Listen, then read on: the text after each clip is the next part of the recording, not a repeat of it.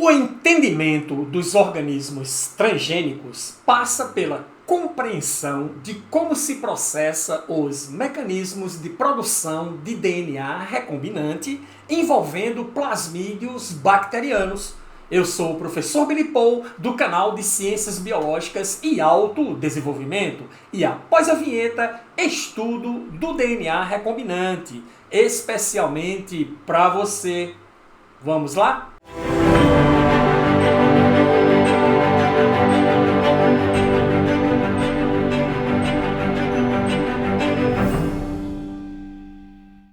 Olá você, Billy aluno! Seja muito bem-vindo para mais uma aula de Biologia sobre o tema Biotecnologia.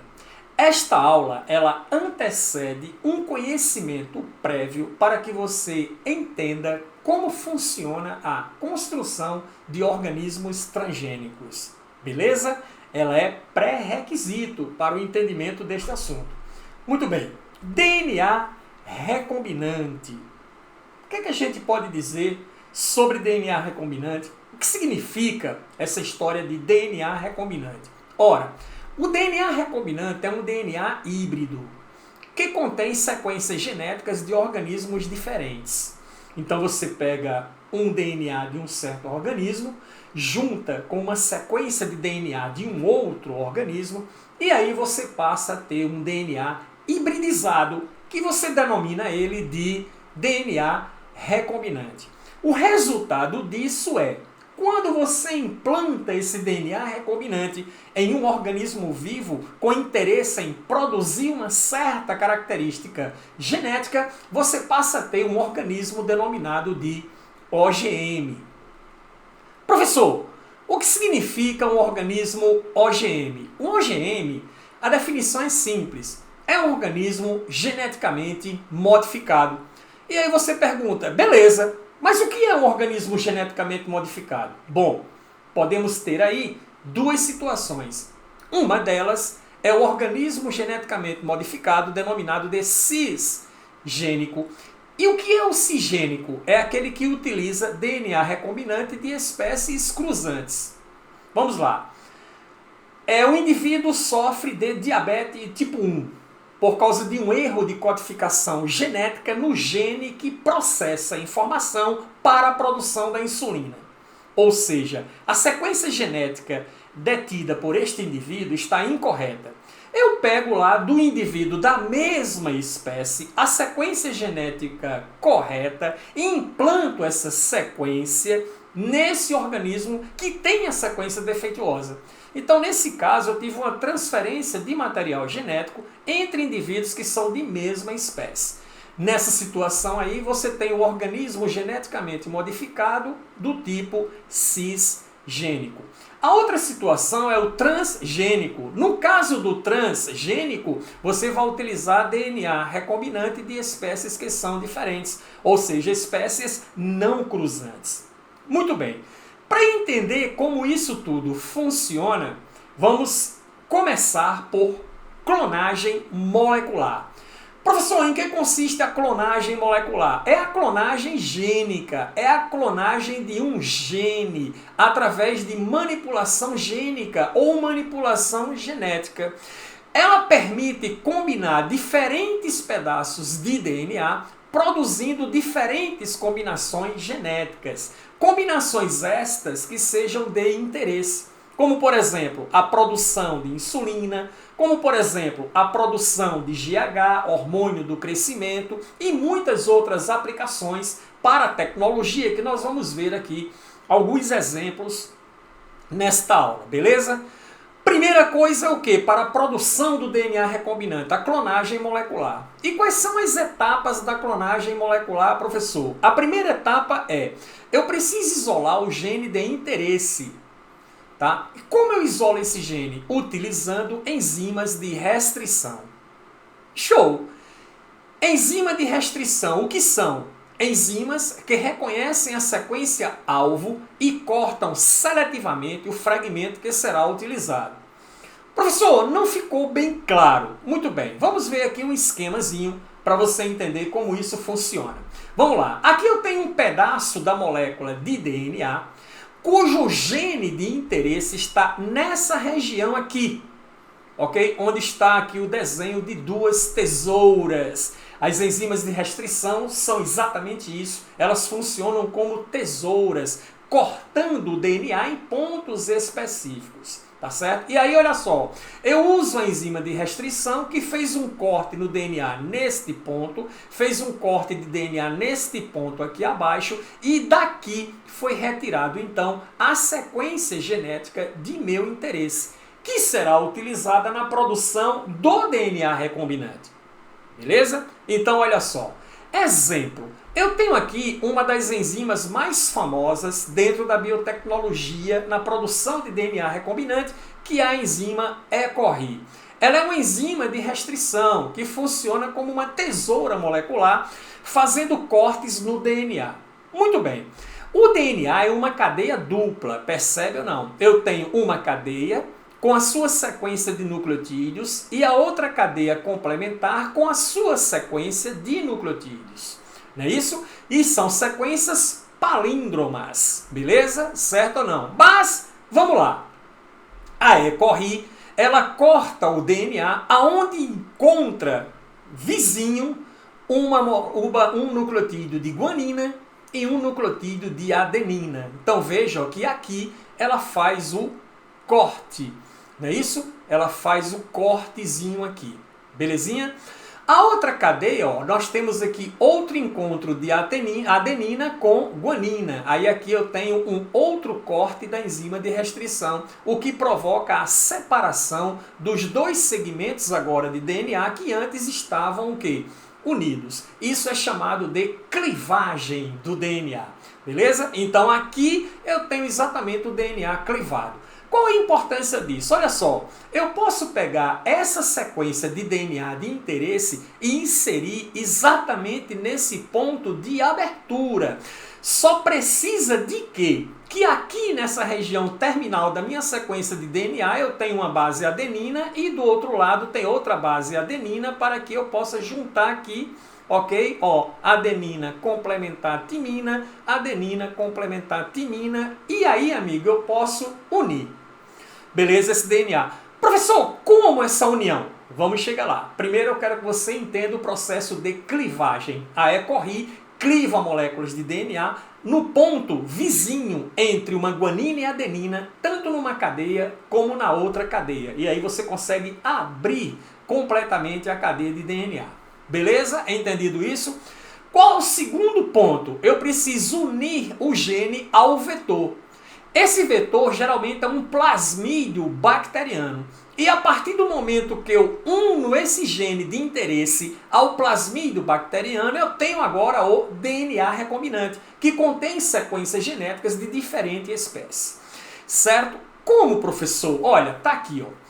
Aqui eu tenho o vetor, que é o plasmídio. O que é o plasmídio, professor? É uma molécula de DNA circular que existe no interior de células bacterianas, beleza ou não? E que são independentes do cromossomo bacteriano. Para a bactéria, os plasmídios são interessantes porque promovem nas mesmas a resistência aos antibióticos. Então, olha só qual é a ideia. Vamos imaginar que eles queiram produzir a insulina, que regula, né, a glicemia no organismo. E aí eles querem o quê? Produzir a insulina em larga escala, exatamente para comercializá-la para pessoas que são insulino dependentes. Olha só, eles podem utilizar bactérias para o processo.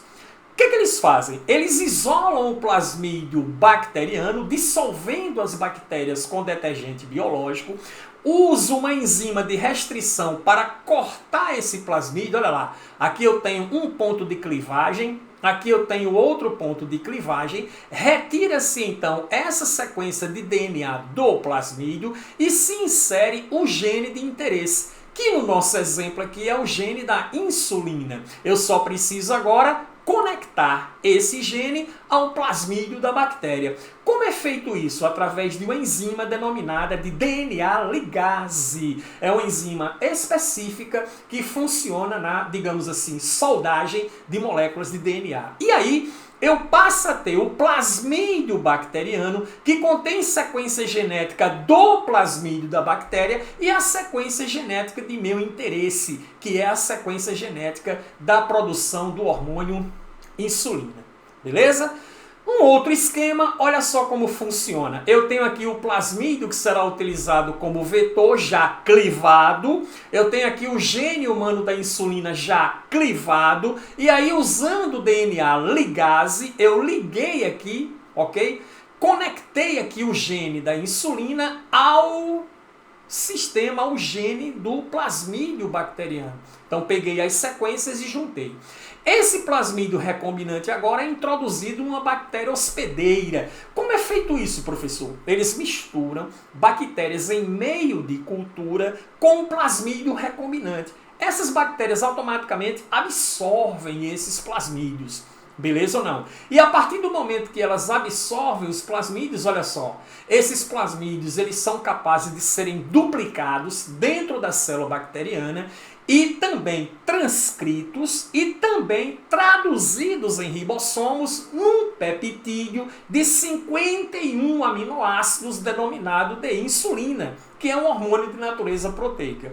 E aí elas começam a produzir grandes quantidades de insulina em seu interior, que é capaz, que pode ser isolado esse hormônio e consequentemente ser utilizado no tratamento de pessoas que são insulino dependente. Beleza? Então a tecnologia do DNA recombinante tem essa utilidade, digamos assim. O terceiro ponto é o quê? A transformação. A molécula de DNA recombinante é introduzida em um organismo hospedeiro para serem replicadas. Não é isso mesmo? Olha só. Então eu peguei o plasmídio aqui recombinante, as bactérias absorveram o plasmídio, essas bactérias será fornecido a ela alimentos e, consequentemente, elas vão fazer o quê? Elas vão se multiplicar. Você sabe que as bactérias se multiplicam por divisão binária, não é isso mesmo? Ou cisparidade, que é um mecanismo de reprodução assexuada, que vai produzir clones, indivíduos geneticamente iguais, sem variabilidade genética. Então, no momento que essa bactéria se divide para a formação dos indivíduos filhos, o plasmídio também é dividido e passado para esses organismos filhos. E aí eu consigo produzir culturas e mais culturas de bactérias que agora são denominadas de transgênicas e produtoras de insulina. Beleza? É assim que é feito o processo. Continuando, item 4. Seleção dos clones recombinantes. Consiste na identificação de moléculas recombinantes com marcador de antibiótico. Professor, não entendi. Muitas bactérias no meio de cultura que foram misturadas com os respectivos plasmídios absorvem os plasmídios e outras não absorvem os plasmídios. Eu preciso separar as bactérias que possuem o plasmídio recombinante das bactérias que não possuem o plasmídio recombinante. O que é que eu faço? Eu administro antibiótico aqui. Eu conheço as sequências genéticas, percebido ou não, que existem nos plasmídios que dão resistência ao antibiótico, sei qual tipo de antibiótico que essa bactéria é resistente, porque eu já testei isso antecipadamente, e aí, ao jogar, tá certo? Ao jogar esse antibiótico no meio de cultura, as bactérias que possuem o plasmídio de resistência não sofrerão problema, mas aquelas que não absorverem esses plasmídios morrerão pelo efeito do antibiótico. E aí o que é que eu consigo? Eu consigo, consequentemente, selecionar quem são as bactérias que representam os meus clones de interesse e desselecionar aquelas bactérias que são os clones negativos. Não é interessante o processo? Mas é muito interessante. E aí, a multiplicação ou expressão do gene. Ocorre a identificação das células com o plasmídio recombinante e crescimento em larga escala, fornecendo exatamente o que? Nutrientes. Nesse momento é dado à célula um sinal químico que instrui a produzir a proteína-alvo. Então o que é que eu faço agora? Selecionei as bactérias que têm o plasmídio recombinante, forneço alimento essas bactérias, elas vão se multiplicar, passando esse plasmídio recombinante para os indivíduos filhos, e a partir do momento que eu tenho bilhões de células em um meio de cultura, eu jogo então um sinal químico que instrui as bactérias a produzir a proteína alvo, ou seja, estimula o processo de transcrição do gene da insulina que está no plasmídio e sua tradução na proteína específica, ou seja, aquele peptídeo de 51 aminoácidos. E eu vou utilizar esse peptídeo agora no tratamento de pessoas que sofrem de diabetes tipo 1 ou tipo 2 e que são insulino dependentes. Show de bola?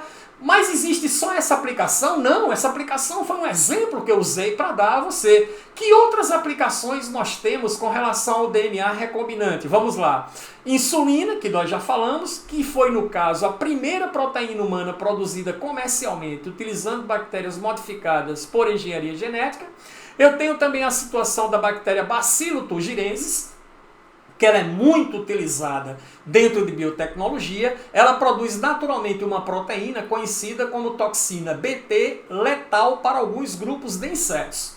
E aí existem muitos grupos de insetos que atacam plantas. O que é que eu faço? Tal gene é implantado em plantas que tornam-se resistentes às pragas de lavouras. Beleza? Então eu preservo mais o cultivo, não é isso? Eu preservo mais o processo de agricultura, porque essas plantas com esses genes aí são capazes de se defender contra o ataque de pragas. Beleza? A somatotrofina bovina recombinante, que é amplamente utilizada nos Estados Unidos para aumentar a produção de leite do gado leiteiro. Entendido ou não? Porque a somatotrofina, ela tem importância exatamente na questão das contrações específicas e na produção do leite do gado bovino. E aí vamos lá, o hormônio GH, que é o hormônio do crescimento, também é produzido mediante esta técnica. Então, pessoas que têm problemas, né, de se acharem um pouco abaixo da estatura, podem submeter a tratamentos com GH e crescerem um pouco mais, caso haja a possibilidade. Beleza? E aí, com isso, você agora é capaz de compreender e entender como funciona o processo de produção dos DNAs recombinantes. Próxima aula é sobre transgênico. Aí você vai entender o que são organismos transgênicos, o que são alimentos transgênicos e tudo que é inerente ao processo de transgenia. Aguardo você nessa aula. Se inscreva no canal. Passe na descrição do vídeo, baixe o Biomap da aula e o Bioese para exercitar os conteúdos aprendidos. E até a próxima aula. Tchau!